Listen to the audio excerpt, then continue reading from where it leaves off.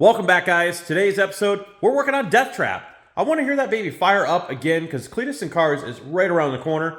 I've got the intake here with the burst panel put onto it, so let's get started.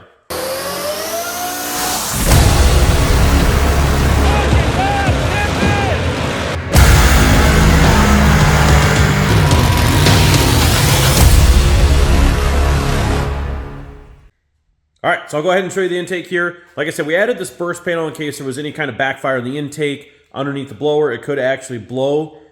They're aluminum studs with aluminum nuts, just so you know. And if there was obviously combustion or something that happened underneath the blower, it ideally would blow the blower off. Not ideally, but it would blow the blower off, tearing the aluminum studs out and everything like that. So I went ahead and welded this on, and I'll say a safe distance because it's not very good. So let me get back a little further. So there, you can see it from here. And then I went ahead and drilled a couple holes in the front and die grinded it. Yes, it's a couple 7/8 holes and a smaller one in the center, just because there is the bolt that goes down through the top, through that plate there. I'm just kidding. I don't really care if you guys see it or not. It's pretty crude looking. I am not an aluminum welder at all. So yeah, drilled a couple holes. Because like I said, this material here that goes down through the intake, I didn't want to take out, this bottom wouldn't have mattered, I guess, so. But either way, it's enough for any type of combustion to blow out that panel. So now I got to get over to the other side of the shop here, find some right stuff so we can put the gaskets on, and set this on, and let's start putting everything else on. Well, last night went ahead and got the intake put on, along with the blower, the hat, and the only thing I was missing was I had one torn fuel O-ring, and it probably could have went back on, but you know what? I want to be safe. So I went ahead and got a new pack. I just looked up at the Napa store there, just like a 5.3 out of a Chevy truck, and this says that this is the upper rings. So I'll get one of those put on the last injector here. Otherwise, the rest of them are all in, good to go. Put some of this Seal Glide on the tops of these, the bottom. Since we redid this fuel rail and ran that bit in a little bit further and put the chamfer on there, these things have been sliding in like a gym. So that should pretty much be it. I got to get the upper rail so I can hook up the main feed line here. And once the feed line's hooked up, I can hook up the crossover tube, double check the return line because I know that's not tight. We don't need any fires, so let's get everything tight. And then we need to come down below here. We'll spin the oil pump again, which is tucked back underneath of here. Put the coolant in. And then I also went ahead and swung over there and grabbed a timing light from the dyno room. I thought I had one here, but that might have been the one. I might have just returned it. Probably should buy my own at some point, but yeah. And then we're going to go ahead and fire this thing up. So it looks great. The burst panel looks good underneath there. Nice and hidden and tucked away. Just how I like it. Everything else is ready to rock and roll. So now when we get this started up, it has the oil in it from the original time. The only reason why I'm leaving that in there is just because if there is any, debris or anything that got pushed around from those push rods getting burned up, obviously, I don't want to change the oil, turn around, have debris right back in the clear view again, and have to drain it again. So we're going to run it for just a short period. We'll get a warm up in it, maybe give you a couple revs or something, and then we're going to shut her down, and that's probably going to be the end of this video. I didn't have the GoPro here to set anything up for any time lapse, so apologize for that. Left it over at the dyno, so let's go ahead. I'll tidy this stuff up. When my dad shows up, we'll run the timing light, get a first fire out of this thing, get the computer hooked up, and hopefully the Death Trap is ready to go and everything is A-okay. So let's go ahead and we'll cut to that now.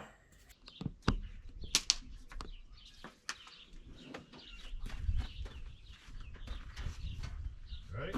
I guess.